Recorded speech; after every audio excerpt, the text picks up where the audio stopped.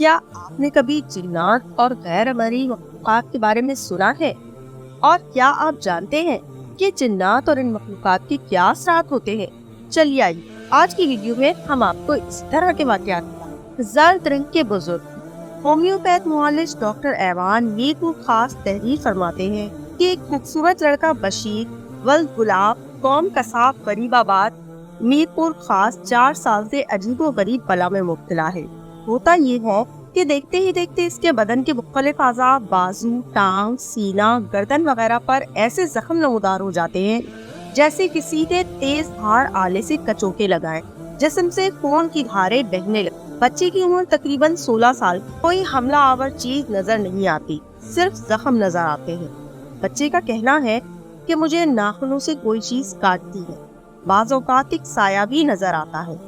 हर किस्म के जिस्मानी और रूहानी इलाज कराए, मुतल्लिक अफाका न हुआ। बराए करम इस मर्ज पर रोशनी डालिए कि इसकी हकीकत क्या है। हमारे लोग वैसे भी ज़ईफ़ुल अकीदा वाक़े होते हैं। पीर परस्ती, फकीर परस्ती, दरवेश सूरत लोगों पर आन की आन में ईमान ले आना, तावीज़ डंडों की तिजारत, अमलियात और वजीफों की कसरत। मुख्तसर ये कि क्या क्या नहीं होता, सभी कुछ तो होता है। इन लोगों ने सभी कुछ करके देख लिया, बच्चे के सर से बला दूर न हुई।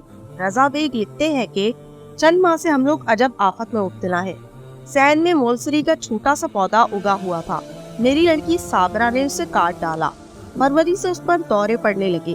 दौरे की नौयत ये है कि यकायक वो फूल कर पुप्पा हो जाती है, जैसे जिस्म पर खून आ जाए। आंखें सुर्ख होकर लाल अंगारा बन जाती हैं। ऐसा लगता है कि सर के बाल खड़े हो गए हैं। इस आलम में किसी की मजाल है कि साबरा के पास जा सके। खैर, यहाँ तक तो तसव्वुर किया जा सकता है कि शायद वो किसी आसाबी या दिमागी मर्ज में मुब्तला हुई। अजीब बात यह है कि इस आलम में वो ऐसी फसीह और बलीग जबान बोलती है कि हम इसे समझने से कासिर रहते हैं। साबरा अपने मकाम पर बैठे बैठे बतला देती है कि फला अजीज फला मकाम पर इस हाल में है। बात को सब बातों की हुर्फ तस्दीक हो जाती है। दौरे के आलम में वो नुस्खे भी बताती है, तावीज़ भी लिखवाती है। कभी कभी मुस्तकबिल के बारे में सही सही पेशन गोइयां भी करती है। साबरा का बयान है कि इसे जर्द कपड़े पहने हुए एक बुजुर्ग नजर आते हैं। फिर खबर नहीं होती कि क्या हुआ। कुरान ख्वाह जिन सैयद मज़ाहिर हुसैन लाहौर का बयान है कि इनके घर पर अजब आफत नाजिल हुई है। घर के बर्तन खुद ब खुद हवा में मौल्लिक हो जाते हैं, फिर गिरकर टूट जाते हैं। कभी कभी छत से स्याह पत्थर कोयले जैसे इंजन में जलते हैं, बरसने लगते हैं। खाने से फजले की बू आने लगती। रात में छत पर ऐसा उधम मचता है कि खुदा की पनाह, जैसे हाथी दौड़ रहे हैं। 2-3 सियाह बिल्लियां लड़ती हुई नजर आती हैं और चश्मे ज़दन में आँख से ओझल हो जाती हैं। घर के दरख्त इस तरह हिलते हैं जैसे तेज आंधी चलती, हालांकि हवा का नामो निशान भी नहीं होता। कपड़ों की अलमारी में खुद ब खुद आग लग जाती है।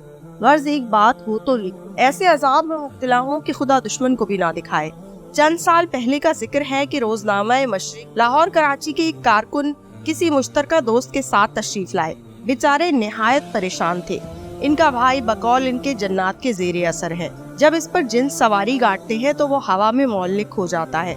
8 आदमी जोर करते हैं, इनके काबू में नहीं आता। हैदराबाद के करीब एक छोटे से रेलवे स्टेशन के स्टेशन मास्टर ने तफसील के साथ अपनी बीवी के वाक़यात लिखे हैं।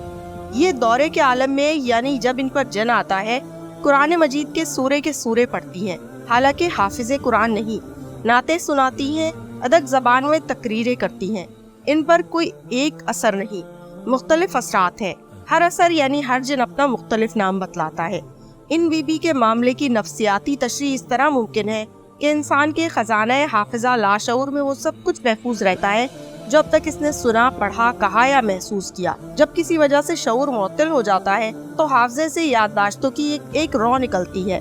मुतअद्दिद दिमागी ऑपरेशनों के दौरान ये तजुर्बा हुआ है कि जब मरीज का कासा सर के इन हिस्सों के नोके नश्तर से छेड़ा गया जिनका ताल्लुक आवाज की याददाश्तों सूती नकूश से है, तो इसे बहुत से ऐसे भूले बसरे नगमे और फरामोश करदा आवाजें सुनाई देने लगी जिनका ताल्लुक माजी से है। तनवीमी नींद के आलम में अगर मरीज को ये तरगीब दी जाए कि तुम अपनी जिंदगी के फला दौर की बातें सुन रही हो, तो वो यकीनन इस जहद की आवाजें सुनने लगेगा।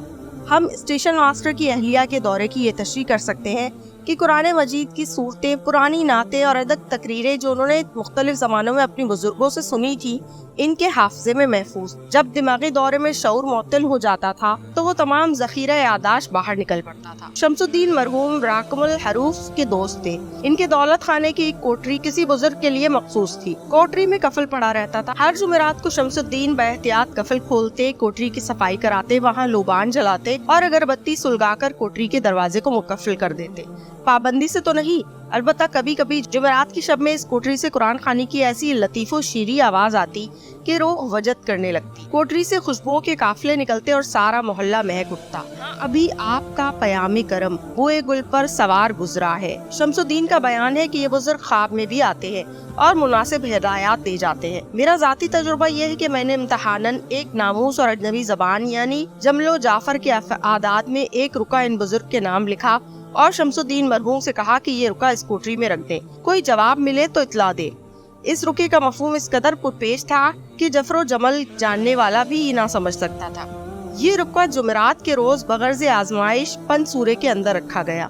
تیسرے روز جواب ملا، اسی زبان میں جو ایجاد بندہ تھی۔ جواب واضح، قطعی اور اطمینان بخش تھا۔ شمس الدین سر پٹکتے تھے کہ سوال و جواب کی نوعیت بتلا دی جائے، لیکن راز بہرحال راز ہے۔ یہ طریقہ میں نے اپنے والد بزرگار سیدنا و مرشدنا سید شفیق حسن ایلیا رحمۃ اللہ علیہ سے سیکھا تھا۔ بابا مرحوم نے ایک خاص زبان اس مقصد کے لیے تنصیف کی تھی جو نفس حروف اور نفس عادات پر مشتمل تھی۔ بابا مرحوم بھی یہ زبان نادیدہ مخلوقات سے سوال جواب کے لیے استعمال کرتے تھے۔ تو دوستو، امید کرتے ہیں کہ ہماری آج کی ویڈیو آپ کو پسند آئی ہوگی۔ اگر آپ کو ہماری آج کی ویڈیو پسند آئی تو ہمارے چینل معلومات کو لائک کیجیے اور شیئر کیجیے اور بیل آئیکن کو دبانا بالکل مت بھولیے تاکہ آنے والی ہر ویڈیو کی نوٹیفیکیشن آپ کو اپنی اسکرین پر مل سکے۔ اللہ حافظ۔